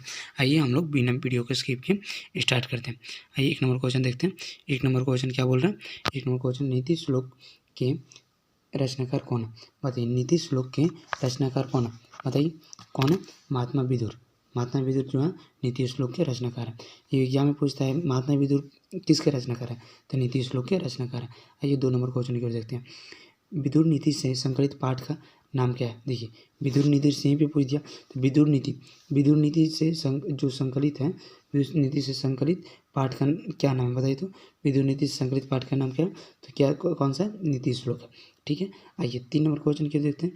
प्रश्नोत्तर रूप में कौन ग्रंथ है? बताने की प्रश्न, जो प्रश्न और उत्तर, मतलब प्रश्न भी और उसका उत्तर भी है, कौन सा ग्रंथ है? बताइए कौन सा ग्रंथ है? हाँ, विदुर नीति जो है, इसमें ही क्या प्रश्न भी होता है और उसका उत्तर ही मिल जाता है। आइए नेक्स्ट क्वेश्चन देखते हैं। किसके प्रश्न का उत्तर विदुर देते हैं? मतलब जो है विदुर किसके प्रश्न का उत्तर देते हैं? बताइए तो। जो आप पढ़िएगा ना, जब ये पढ़िएगा आप, तो उसमें आपको पता लग जाएगा, जो नीति श्लोक पढ़िएगा उसमें आपको पता लग जाएगा जो विदुर होते हैं वो किसके प्रश्न का उत्तर देते हैं। तो 4 नंबर बोलिए, 4 का डी, किसका? धृतराष्ट्र का क्या करते हैं? उसका उत्तर देते हैं। आइए 5 नंबर देखते हैं। नरक के कितने द्वार हैं? 5 का। बताइए तो, नरक के कितने द्वार हैं? 5 का। बोलिए 5 के। हाँ, नरक के कितने द्वार हैं? 3। नरक के कितने द्वार हैं? 3। ये एग्जाम में पूछता है, और ये भी पूछता है कि कौन कौन से हैं। तो मैं आप लोग को वीडियो के लास्ट में एक ऑब्जेक्टिव ये भी है, नरक के द्वार कौन कौन सा है उस चीज़ को बताने वाला हूँ। क्षमा किसकी हत्या करता है? बताइए तो। क्षमा किसकी हत्या करता है? 6 का। बताइए, क्षमा किसकी हत्या करता है? किसका हत्या करता है? क्रोध का। जो व्यक्ति क्रोध होता है उसे क्षमा मांगते हैं तो आसानी से माफ कर देता है। तो क्षमा किसकी हत्या करता है? क्रोध का। देखिए यहाँ पे प्रश्न भी हुआ, क्षमा किसकी हत्या करता है? क्रोध का। तो क्रोध क्या हुआ? उसका उत्तर हो गया। आइए नेक्स्ट क्वेश्चन क्या देखते हैं। कौन सर्वश्रेष्ठ धन है? बताइए तो, कौन सर्वश्रेष्ठ धन है? 7 का। बताइए 7 का। बोलिए 7 का कौन सर्वश्रेष्ठ धन है? हाँ, जो धर्म है सबसे क्या है? सर्वश्रेष्ठ धन है। आइए देखते हैं 8 नंबर क्वेश्चन की ओर। 8 नंबर क्वेश्चन क्या है? किससे सुख की प्राप्ति होती है? किससे से सुख की क्या होती है? प्राप्ति होती है। बताइए तो, किससे सुख की प्राप्ति होती है? 8 का। बोलिए। हाँ, 8 का। बोलिए, किससे सुख की प्राप्ति होती है? धर्म से, अहिंसा से, या काम से, क्रोध से? चलिए मैं आप लोग को इसको दे दिया कि आप लोग इसका ऑप्शन कमेंट में करके बताएंगे। चलिए 9 नंबर क्वेश्चन देखते हैं। कौन ऐसा धन है जिससे संतुष्टि मिलती है? कौन ऐसा धन है जिससे क्या होते हैं? संतुष्टि मिलती है। 9 नंबर का, कौन ऐसा धन है जिससे संतुष्टि मिलती है? 9 का बताइए, कौन सी विद्या है जिससे क्या होता है? संतुष्टि मिलती है। आइए 10 नंबर क्वेश्चन देखते हैं। किससे विद्या की रक्षा होती है? 10 नंबर है, किससे विद्या की रक्षा होती है? बताइए 10 नंबर, किससे विद्या की रक्षा होती है? हाँ, अभ्यास। अभ्यास जितना करते बोलते हैं ना कि अभ्यास करते जाओ, मतलब उसको क्या बोलते हैं? रिवाइज, जो हम लोग बोलते हैं इंग्लिश में। अभ्यास से क्या होती है? विद्या की रक्षा होती है। आइए, धर्म की रक्षा किससे होती है? 11 का, धर्म की रक्षा किससे होती है? बताइए, धर्म की जो रक्षा है किससे होती है? धर्म की रक्षा किससे होती है? 11 का। बोलिए। हाँ, सत्य से क्या होती है? धर्म की रक्षा होती है। और अभ्यास से किसकी रक्षा होती है? हाँ, विद्या की रक्षा होती है। बहुत बढ़िया। आइए, रूप की रक्षा किससे होती है? 12 का। बताइए, रूप की रक्षा किससे होती है? हाँ, उबटन की रक्षा होती है। ठीक है, आइए और नेक्स्ट देखते हैं। देखिए फिर अब पूछ लेते हैं, सत्य से किसकी रक्षा होती है? धर्म से। अभ्यास से किसकी रक्षा होती है? बोलिए, विद्या की। चलिए, खानदान की रक्षा किससे होती है? देखिए, खानदान की रक्षा किससे होती है? तो हम लोग तो समझ गए, सत्य से रक्षा किसकी होती है? बोलिए, धर्म की। अभ्यास से किसकी होती है? बोलिए, अभ्यास से। बोलिए, विद्या की। उबटन से किसकी होती है? अभी ऊपर देखे थे। हाँ, और जो आचरण से, मतलब खानदान की रक्षा किससे होती है? आचरण से होती है। और ये पूछ दी एग्जाम में तब बता सकते हैं। हाँ, चलिए आइए नेक्स्ट क्वेश्चन को देखते हैं। 14 नंबर, घर की लक्ष्मी कौन होती है? घर की लक्ष्मी कौन होती है? तो पुरुष होते हैं? नहीं, बिल्कुल नहीं होते हैं, गलत है। स्त्री होती है। हाँ, घर लक्ष्मी कौन होती है? स्त्री होती है। आइए 15 नंबर क्वेश्चन देखिए, अपयश को कौन नष्ट करता है? बताइए तो, अपयश को कौन नष्ट करता है? हाँ, नम्रता। नम्रता जो होता है अपयश को क्या करता है? नष्ट कर देता है। नम्रता जो होता है अपयश को क्या करता है? नष्ट कर देता है। तो नम्रता क्या होता है? अपयश को नष्ट कर देता है। गरीबी को कौन समाप्त कर देता है? बताइए, गरीबी को कौन समाप्त कर देता है? 16 का बताइए। हाँ, उद्योग जो होता है जो गरीबी को क्या करता है? समाप्त कर देता है। आइए 17 नंबर देखते हैं। 17 नंबर क्या है? अशुभ लक्षणों का कौन समाप्त करता है? अशुभ लक्षण जो है उसको कौन सा करता है? स्वव्यवहार, मतलब अच्छा व्यवहार जो होता है उसको लक्षण को क्या करता है? सुधार देता है या खत्म कर देता है। देखिए, प्रगति की इच्छा रखने वाले मनुष्य को कितने दोषों को त्याग देना चाहिए? बताइए तो, कितने दोषों को? बोलिए बी। कितने? 6 दोषों को त्याग देना चाहिए। ठीक है, कितने दोषों को त्याग देना चाहिए? 6 दोषों को त्याग देना चाहिए। देखिए, ये इम्पोर्टेंट, बहुत बहुत इम्पोर्टेंट है, जो कि इस चैप्टर का अंतिम क्वेश्चन है। काम, क्रोध और लोभ किसके द्वारा? बताइए तो, मैं आप लोगों को बोला था कि आपको लास्ट में बताऊंगा। बताइए किसके द्वारा? हाँ, नरक के द्वारा। एग्जाम में आपसे पूछता है, एग्जाम आपसे एक क्वेश्चन पूछेगा कि बताइए कि जो आपको एग्जाम आपसे एक क्वेश्चन पूछ देगा कि काम जो है, क्रोध है और लोभ है, ये किसके द्वारा? किसके द्वारा? बताइए किसके द्वारा? किसके द्वारा? हाँ, किसके द्वारा? नरक के द्वारा। ठीक, नरक के द्वारा। ठीक है, और वही अगर पूछ दिया कि नरक के द्वार कौन कौन सा है? नरक के द्वार कौन कौन से हैं? तो काम है, क्रोध है और लोभ है। चलिए दोस्तों, और वीडियो अच्छा लगे तो वीडियो को लाइक, और आप लोग चाहते हैं कि इस चैप्टर की पूरा मतलब 1 से लेकर 6 तक वीडियो देखना चाहते हैं उसका ऑब्जेक्टिव, तो आप लोग को बहुत कम टाइम में और पूरा एकदम अच्छा से बताया गया। आप लोग पीछे वीडियो में जाकर आप लोग प्लेलिस्ट खोलिएगा तो उसमें आपको मिल जाएगा। चलिए दोस्तों, तब तक के लिए धन्यवाद। Bye bye, take care. Hello friends, आप लोग का अपने यूट्यूब चैनल अभी लर्निंग पॉइंट पे स्वागत है। दोस्तों, आज हम लोग वर्ग 10वीं की संस्कृत में अध्याय 9, जिसका शीर्षक है स्वामी दयानंद, इसका बहुत इम्पोर्टेंट VVI, जो कि एग्जाम में आप लोगों को प्रीवियस ईयर में कई नंबर कुछ ना कुछ ये क्वेश्चन कहीं ना कहीं पूछ ही दिया फर्स्ट शिफ्ट में, या मतलब हमेशा ये क्वेश्चन पूछा ही पूछा। तो इस चीज़ को क्वेश्चन जो कि हम बोल दें इतना इम्पोर्टेंट है। अब वीडियो को बिना स्किप किए हुए देखिएगा। अब बोल दें 13 नंबर क्वेश्चन है और 17 नंबर और 7 नंबर, ये इतना इम्पोर्टेंट है, मतलब समझिए कि एग्जाम में बहुत बार पूछा। आइए हम लोग वीडियो को बिना स्किप किए देखते हैं।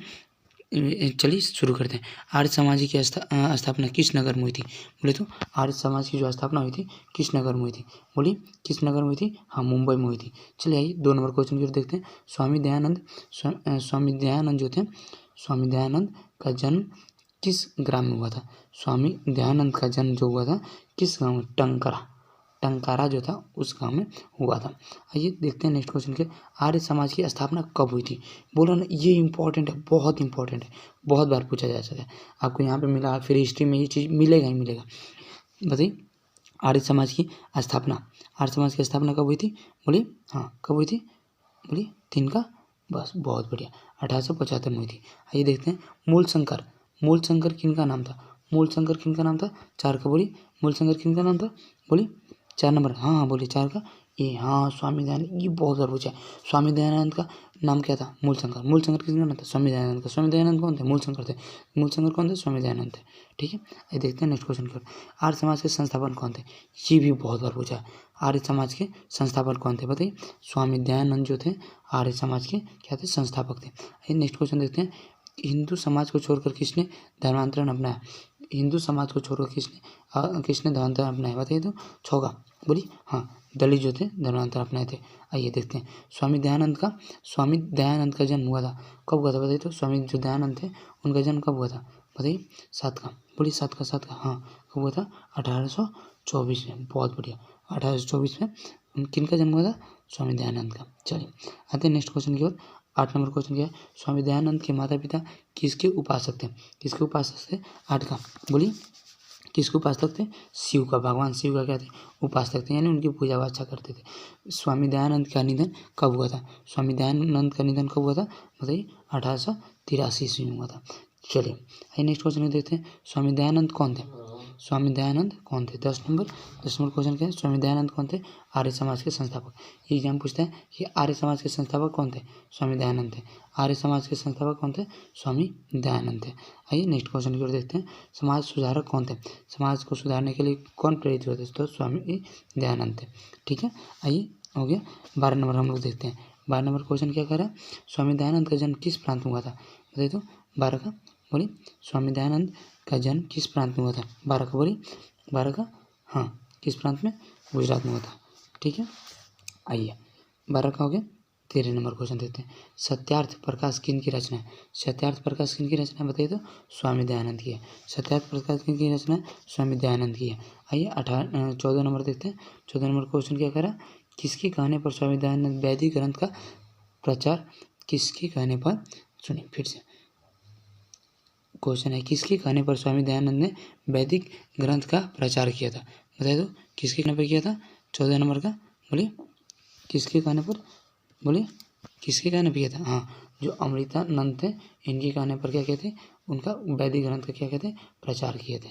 आइए नेक्स्ट 15 नंबर देखते हैं। निम्न में से कौन मूर्ति पूजा के विरोधी थे? मूर्ति पूजा के विरोधी कौन से थे? मूर्ति पूजा के विरोधी कौन थे? बताइए 15 का। हाँ, कौन थे? स्वामी दयानंद थे। ठीक है, आइए नेक्स्ट क्वेश्चन की देखते हैं। घर छोड़कर स्वामी दयानंद कहाँ गए थे? घर को छोड़कर वो कहाँ चले गए थे? बताइए तो कहाँ चले गए थे? मथुरा चले गए थे। ठीक है, देखते हैं इस चैप्टर का अंतिम और जो कि इम्पोर्टेंट है। अब हम लोग ये देखेंगे तो ये एक बार हम लोग क्वेश्चन इसको कर लिए। 2 अलग अलग चीज़ में किए। स्वामी दयानंद का जन्म कहाँ हुआ था? तो एक जगह था गुजरात में। कहाँ हुआ था? कौन से गाँव में हुआ था? तो टंकरा। तो एक ही बार यहाँ पे है स्वामी दयानंद का जन्म कहाँ हुआ था? तो कहाँ हुआ था? गुजरात के टंकारा में गांव में इनका जन्म हुआ था। क्योंकि किसके मतलब किसके विरोधी थे? पूजा के विरोधी। किनका उपासक नहीं थे? उनके माता पिता किसके उपासक थे? तो भगवान शिव के उपासक थे। चलिए दोस्तों, अगर आप लोग को लेसन 1 to 8 देखना है दोस्तों, आज हम लोग 1 नंबर यानी बिना समय गंवाए आप लोग क्वेश्चन को स्टार्ट करते हैं। ठीक है, देखते हैं 1 नंबर क्वेश्चन क्या कहता है। क्वेश्चन कह रहा है मंदाकिनी जो वर्णम है पाठ के रचनाकार कौन है? बताइए तो मंदाकिनी जो वर्णम है पाठ के रचनाकार कौन है? बताइए कौन है? महर्षि वाल्मीकि जो है मंदाकिनी वर्णम पाठ के क्या है बताइए? हाँ, रचनाकार है। उन्होंने क्या किया था? इसका रचना किया था। आइए 2 नंबर क्वेश्चन को देखते हैं। रामायण पाठ के रचनाकार कौन है? बताइए, ये तो बता सकते हैं आप लोग। बताइए कौन है? 2 नंबर बताइए। रामायण पाठ के रचनाकार कौन है? बताइए वाल्मीकि। कौन है? वाल्मीकि है। बहुत बढ़िया। आइए 3 नंबर क्वेश्चन को देखते हैं। अयोध्या कांड किस ग्रंथ का भाग है? ये तो आप लोग बता ही सकते हैं। बताइए अयोध्या कांड जो है किस ग्रंथ का भाग है? बताइए किस ग्रंथ का? रामायण का, महाभारत का, रघुवंश का या भगवत गीता का? बताइए 3 का। हाँ, बहुत बढ़िया। किसका है? रामायण का। बहुत बढ़िया। आइए नेक्स्ट क्वेश्चन 4 नंबर की देखते हैं। रघुवंश काव्य की रचना किसने की? बताइए तो 4 नंबर का रघुवंश जो काव्य है उसकी रचना किसने की? रघुवंश जो काव्य है की रचना किसने की? 4 का बोलिए। 4 का कौन किसने की? कालिदास ने। कालिदास ने रघुवंश काव्य की रचना की थी। बहुत बढ़िया। आइए नेक्स्ट क्वेश्चन की ओर देखते हैं। नेक्स्ट क्वेश्चन क्या कर रहे हैं? मंदाकिनी नदी किस पर्वत के निकट प्रवाहित होती है? बताना है आपको। मंदाकिनी जो नदी है किस पर्वत के निकट प्रवाहित होती है यानी बहती है? बताइए तो। हाँ, ये क्वेश्चन बहुत बार पूछा गया है। कौन सी नदी किसके निकट होती है? हाँ, चित्रकूट पर्वत है उसके निकट। बहुत बढ़िया। आइए देखते हैं नेक्स्ट क्वेश्चन की ओर। बताइए तो सीता, देखिए सीत हो गया गलती से, यहाँ पे होगा सीता। ठीक है, सीता होगा। क्या होगा यहाँ पर? सीता होगा। ठीक है, ये बताना है। सीता रामचंद्र की थी, क्या थी? माता थी, पुत्री थी, बहन थी या पत्नी थी? ये तो आप लोग बता ही सकते। कौन थी? हाँ, उनकी पत्नी थी। कौन थी? किनकी पत्नी थी? रामचंद्र की पत्नी थी। बहुत बढ़िया। चलिए आइए नेक्स्ट क्वेश्चन 7 नंबर को देखते हैं। मंदाकिनी नदी कहाँ है? अब बताइए तो मंदाकिनी नदी कहाँ है? बताइए 7 कहाँ? बताइए कहाँ पे है? चित्रकूट। अभी हम देखे थे कहाँ प्रवाहित हो रही थी? हाँ, उसके नज़दीक हो रही थी। ठीक है, आइए नेक्स्ट क्वेश्चन 8 नंबर की ओर देखते हैं। मंदाकिनी का वर्णन रामायण की किस कांड में किया गया? बताना है कि जो मंदाकिनी है उसका वर्णन किस रामायण के किस भाग में किया गया? किस कांड में किया गया? बताइए तो किसमें किया गया? 8 का बोलिए। अयोध्या कांड में। अब पूछे कि अयोध्या नगरी कहाँ है? बहुत बढ़िया। हाँ, बहुत बढ़िया। आइए देखते हैं नेक्स्ट क्वेश्चन की ओर। मंदाकिनी वर्णन पाठ में किस नदी का वर्णन किया? मंदाकिनी वर्णन जो है पाठ में किस नदी का वर्णन किया गया? बताइए तो गंगा का किया गया? नहीं। यमुना का? बताइए। मंदाकिनी का? बताइए। या गंडक? अब नाम के आधार पर ही बता सकते हैं। बताइए तो किसका किया गया? बोलिए किसका किया गया? बोलिए किसका किया गया? हाँ, बहुत बढ़िया। किसका किया गया? मंदाकिनी का किया गया। चलिए आइए नेक्स्ट क्वेश्चन 10 नंबर क्वेश्चन की ओर आगे बढ़ते हैं। 10 नंबर क्वेश्चन है मंदाकिनी नदी में कौन स्नान करते हैं? मंदाकिनी जो नदी है उसमें कौन सा स्नान करते हैं? आप लोग पाठ अगर पढ़े होंगे ध्यान से तो उसमें पढ़े होंगे कि मंदाकिनी नदी है उसमें स्नान करते हैं। बताइए कौन स्नान करते हैं? तो बताइए कौन करते हैं? तो जो ऋषि मुनि जो होते हैं मंदाकिनी नदी में स्नान करते हैं। बहुत बढ़िया। आते हैं नेक्स्ट क्वेश्चन की ओर। मंदाकिनी राज्य की क्या दिखती है? मंदाकिनी राज्य की क्या दिखती है? बताइए तो 11 नंबर का बोलिए। 11 का बी। बहुत बढ़िया। जो नदी निम्नों है जो दिखती है। ठीक है, आइए देखते हैं 12 नंबर। मंदाकिनी नदी किस पर्वत के निकट बहती है? मंदाकिनी जो नदी है 12 नंबर बताइए किस पर्वत के निकट बहती है? बताइए 12 का हाँ जो चित्रकूट था। देखिए कितना बार क्वेश्चन, ये बहुत इंपॉर्टेंट है। देखिए बताएं 12 नंबर जो क्वेश्चन है आप लोग की एग्जाम में बहुत बार पूछा जा चुका है। ये 13 नंबर क्वेश्चन की ओर देखते हैं। नाचने के समान कौन दिखता है? ऐसा लगता है कि वहाँ नाच रहा है, क्या झूम रहा है, क्या नाच रहा है? बताइए तो। हाँ जो पर्वत हो रहा है ना कि मतलब वहाँ की शोभा देख के कौन नाच रहा है? पर्वत जो क्या कर रहा है, झूमते रह रहे हैं, नाचते रह रहे हैं। आइए नेक्स्ट और लास्ट क्वेश्चन देखते हैं इस चैप्टर की। हंससारस से सेवित विचित्र जो तट है तटों वाली कौन है? हंस सारस से सेवित मतलब हंस जो सारस है उसको सेवता है। विचित्र तटों वाली कौन है? बताइए तो। 14 का हाँ बोलिए। मुनि है, पर्वत है या क्या?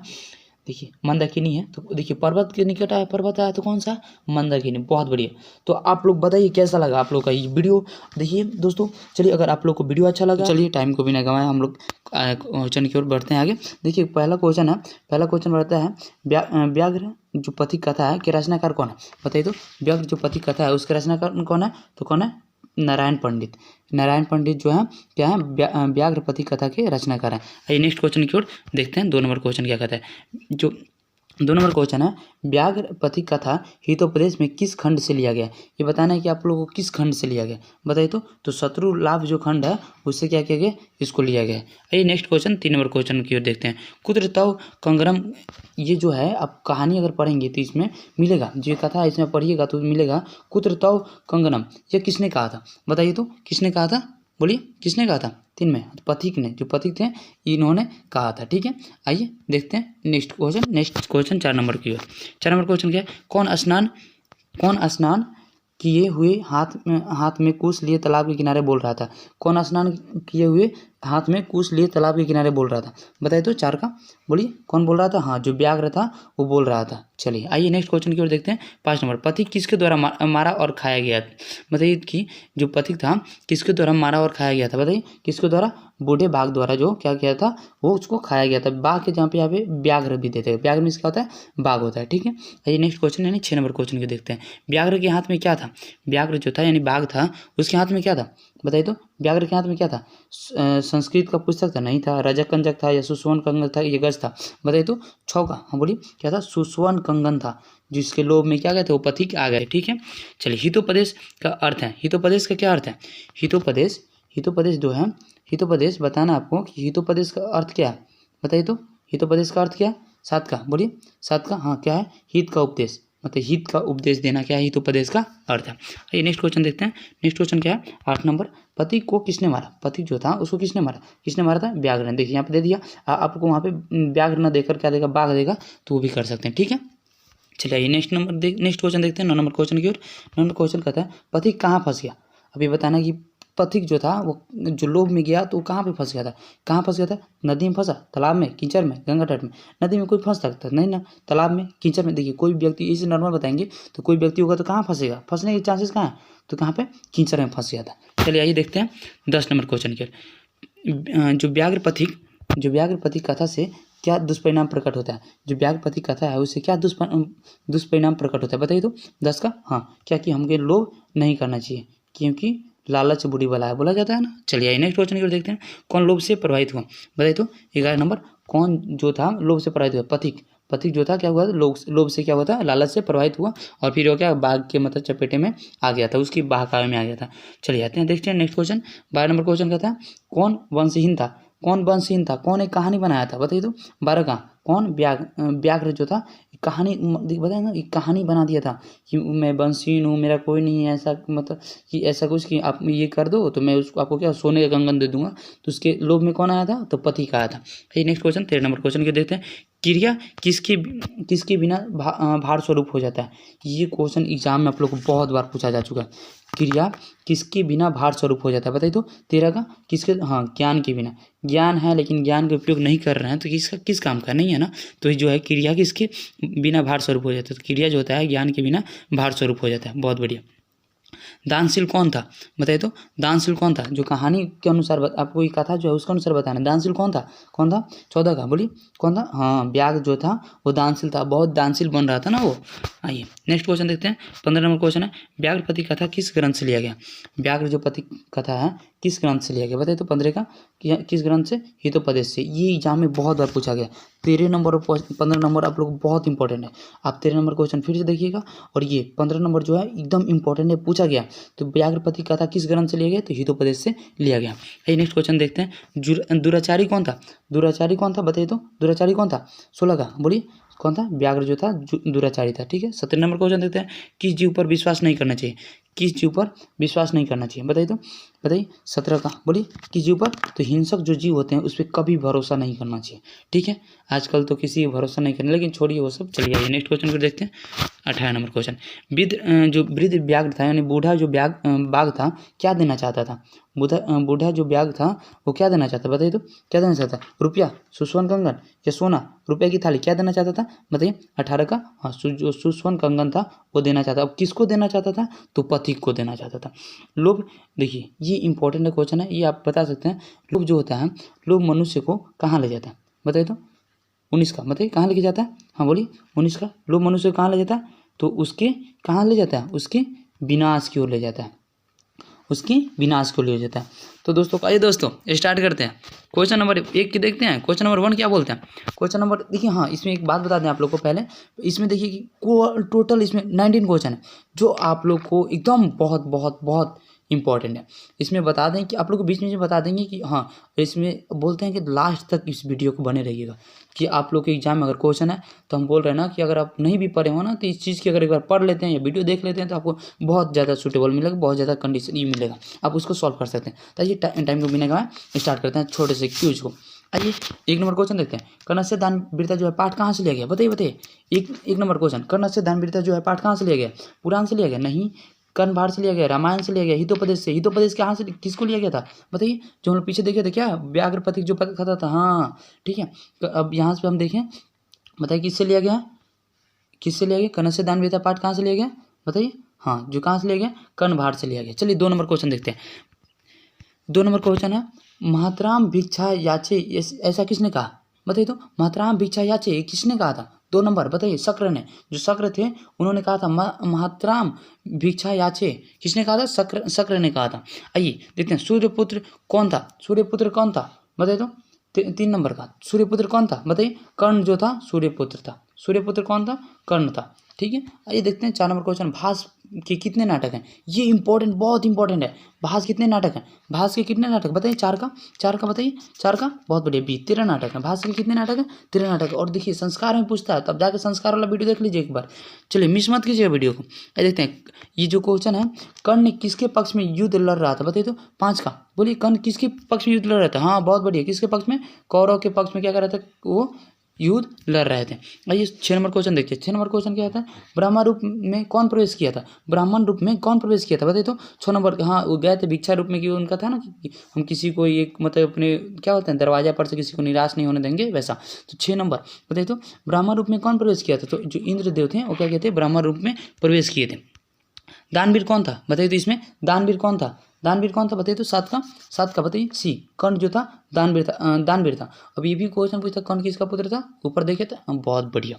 चलिए दानवीर कौन था, कर्ण था। लेकिन अगर इसके पिछले चैप्टर में देखा जाए तो वहाँ पे आप लोग को देख लेंगे कि ऑब्जेक्टिव के ऑप्शन के अनुसार देखेंगे, और वहाँ पे कौन था, दानवीर जो था, हम लोग व्याघ्र प्रतीक पढ़े थे, उसमें दानवीर कौन था, तो हमारा जो ये बूढ़ा बाघ था या व्याघ्र था वो क्या था, दानवीर था, हाँ।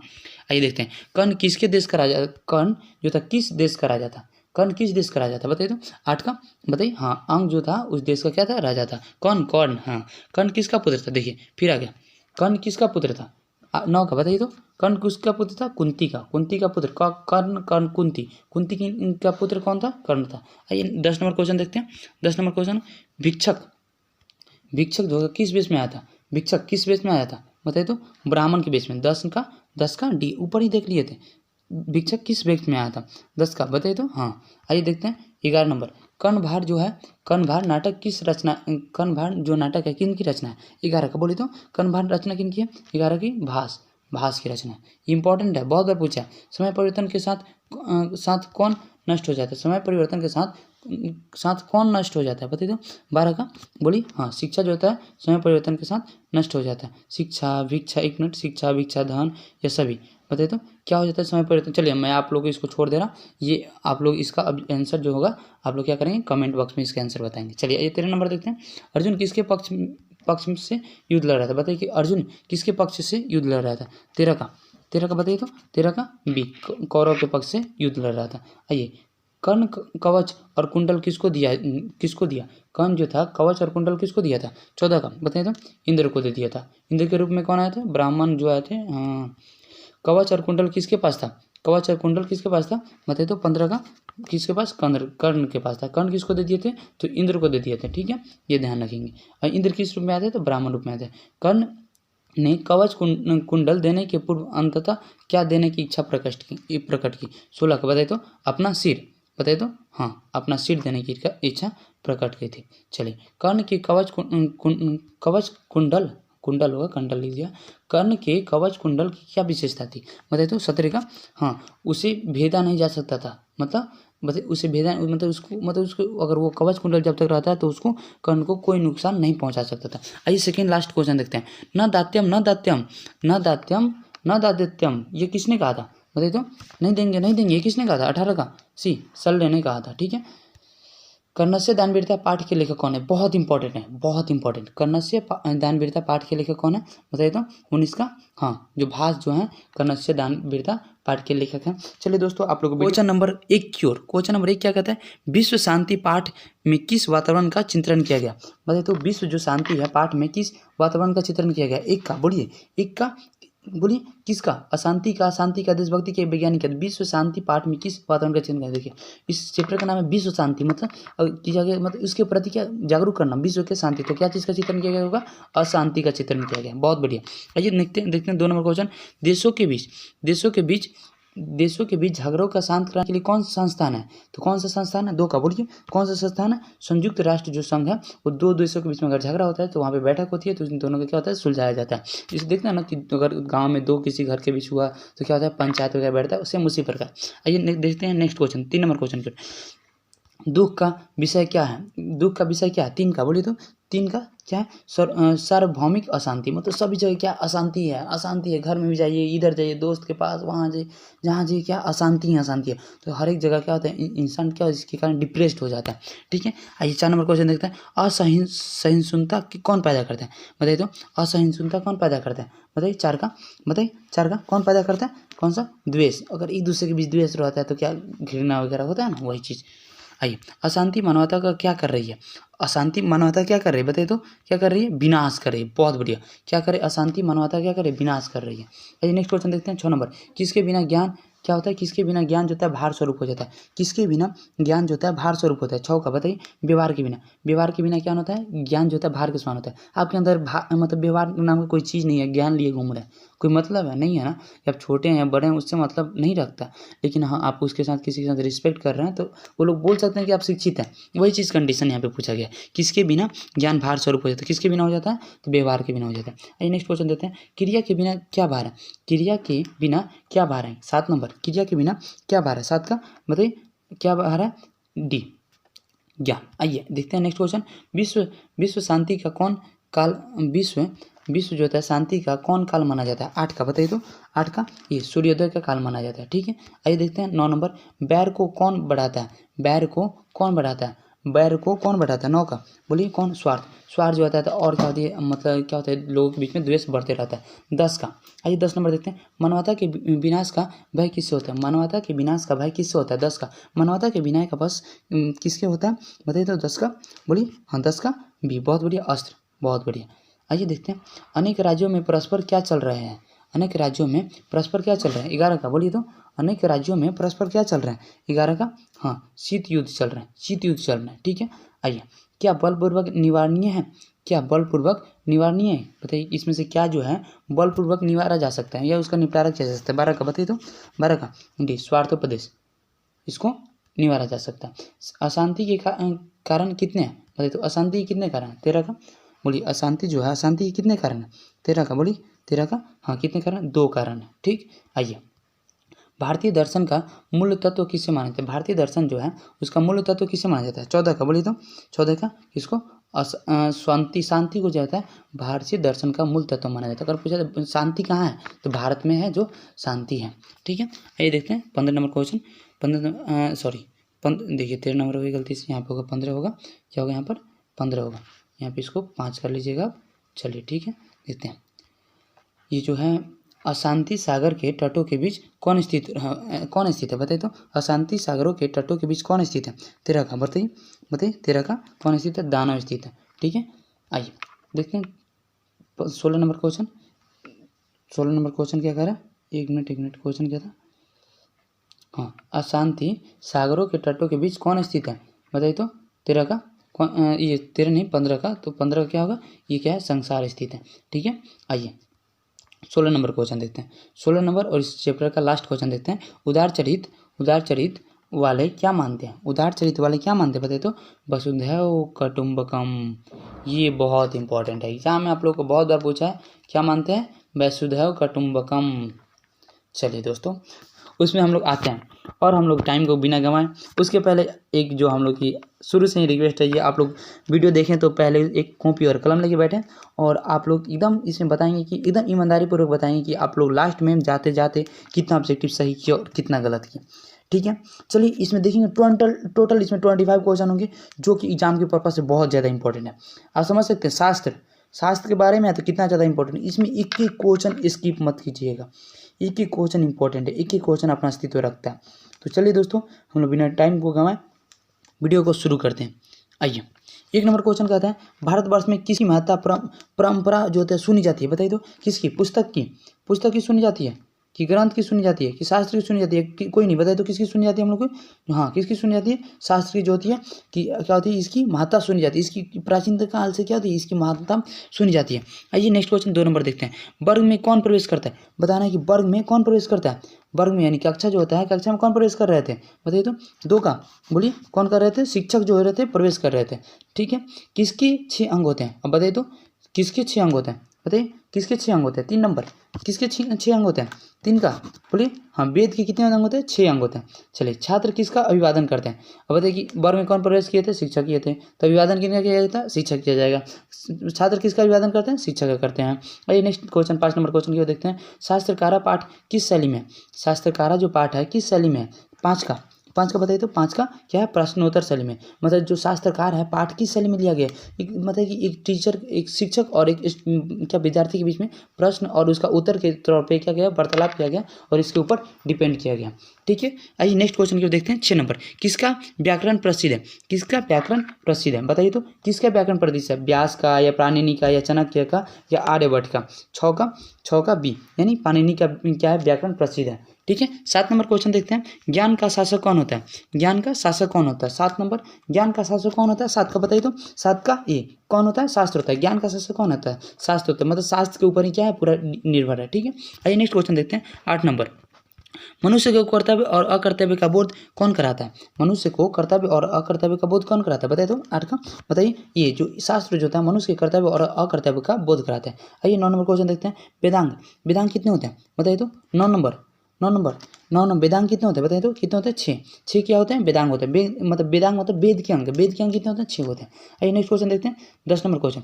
उच्चारण क्रिया का कौन बोध करता है? उच्चारण क्रिया का कौन बोध करता है? 10 का शिक्षा जो होता है उच्चारण क्रिया का बोध करता है। मतलब शिक्षा जो होता है, शिक्षा मतलब ऐसे समझे जो हम लोग संस्कार पढ़े थे उसमें भी था। शिक्षा संस्कार कब से होता है? तो उच्चारण प्रारंभ जो होता है उससे होता है। आइए 12 नंबर देखते हैं क्वेश्चन। 12 नंबर क्वेश्चन क्या कर? 11 नंबर नहीं है क्या? 11 नंबर हट गया। हाँ, 11 नंबर नहीं है। चलिए 12 नंबर क्वेश्चन देखते हैं। छंद के रचयिता कौन है? 12 नंबर छंद के रचयिता कौन है? बताइए तो 12 का कौन? पिंगल जो है छंद के रचयिता है। आइए 13 नंबर क्वेश्चन देखते हैं, ज्योतिष के रचनाकार कौन है? ज्योतिष के रचनाकार कौन है?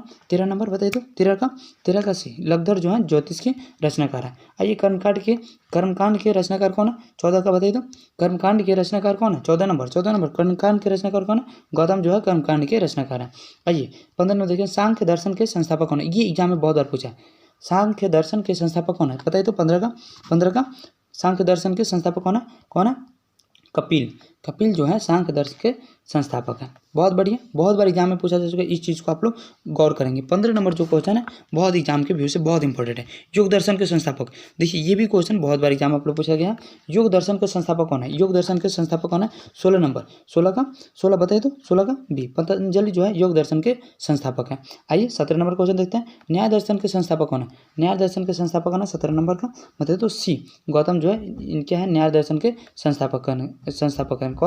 कौन है? गौतम किसके संस्थापक है ना? न्याय दर्शन के संस्थापक है। आइए 18 नंबर देखते हैं, वैशेषिक दर्शन के संस्थापक कौन है? बताइए वैशेषिक दर्शन के संस्थापक कौन है? 18 का बोलिए तो कनाद जो है वैशेषिक दर्शन के संस्थापक है। 19 नंबर देखते हैं, मीमांसा दर्शन के संस्थापक, ये भी एग्जाम में बहुत मोर इम्पोर्टेंट, बता दें 10 से लेकर 20 तक जो क्वेश्चन है, एक इसमें से एक क्वेश्चन कोई ना कोई मतलब 1-2 क्वेश्चन कभी ना कभी पूछ ही गया है। 19 नंबर है, ये बताइए कि मीमांसा दर्शन के संस्थापक कौन है? 19 का बताइए तो डी जैमिनी जो है मीमांसा दर्शन के संस्थापक हैं। आइए 20 नंबर क्वेश्चन देखते हैं, 20 नंबर क्वेश्चन वेदांत दर्शन के संस्थापक कौन? देखिए फिर से आगे क्वेश्चन, बताइए तो वेदांत दर्शन के संस्थापक कौन है? 20 का बोलिए कौन है? बदरायन जो है उसके संस्थापक हैं। कृषि विज्ञान को किसने लिखा? 21 का बताइए तो कृषि विज्ञान को किसने लिखा? बताइए एग्रीकल्चर साइंस को किसने लिखा? बताइए तो 21 का भी किसने? पराशर ने लिखा था। ठीक है, आइए आर्य देखिए, हाँ ये भी क्वेश्चन आर्यभट्ट, रुकिए पहले थोड़ी सी इसका आंसर तो नीचे रखे। बताइए ये जो क्वेश्चन है आर्यभट्टियनामा के रचनाकार कौन है? 22 का बताइए तो, बताइए 22 का, हाँ आर्यभट्ट जो है उनके नाम पर है, तो ये तो कर सकते हैं। चलिए 23 नंबर बृहद संहिता के रचनाकार कौन है? बताइए तो 23 का डी कौन है? हाँ ब्राह्मणिक जो है उनके रचनाकार हैं। 24 मनुष्य को सांसारिक विषयों की आस्तिक और विरक्ति का उपदेश देता है, उसे क्या कहते हैं? बताइए तो 24 का बताइए, 24 का उसे क्या कहते हैं? शास्त्र कहते हैं। ठीक है, शास्त्र किसे कहते हैं? मनुष्य को जो सांसारिक विषयों की आसक्ति और विरक्ति का उपदेश देता है, चाहे बोल सकते हैं वैसा विषय जो मनुष्य को सांसारिक विषयों की आसक्ति और विरक्ति का उपदेश देता है, उसको क्या बोलते हैं? शास्त्र बोलते हैं। आइए इस चैप्टर का अंतिम क्वेश्चन क्या है? चरक संहिता क्या है? बताइए तो चरक संहिता क्या है? ये 25 नंबर क्वेश्चन जो है 25 नंबर क्वेश्चन बोलता है चरक संहिता क्या है? 25 नंबर क्वेश्चन कहता है चरक संहिता क्या है? बताइए क्या है चरक संहिता? बताइए तो, बहुत बढ़िया, क्या है? क्या है? आयुर्वेद शास्त्र है। क्या है ये? आयुर्वेद शास्त्र है। बहुत बढ़िया दोस्तों, चलिए आप लोग को ये अगर संस्कृत ऑब्जेक्टिव का सीरीज अच्छा लगा तो अगर अपने दोस्तों के साथ शेयर करना नहीं भूलिएगा। चलिए दोस्तों, आप लोग यहाँ तक आप लोग साथ बना रहे हैं उसके लिए बहुत बहुत धन्यवाद। और अगर आप लोग को वीडियो पसंद है तो वीडियो को लाइक और हम मेरे चैनल को सब्सक्राइब करना नहीं भूलिएगा। चलिए, और आप लोग अपनी पढ़ाई को कंटिन्यू करते रहिए और हमेशा पॉजिटिव माइंड के साथ रहेंगे। All the very best dear friends, bye bye, take care.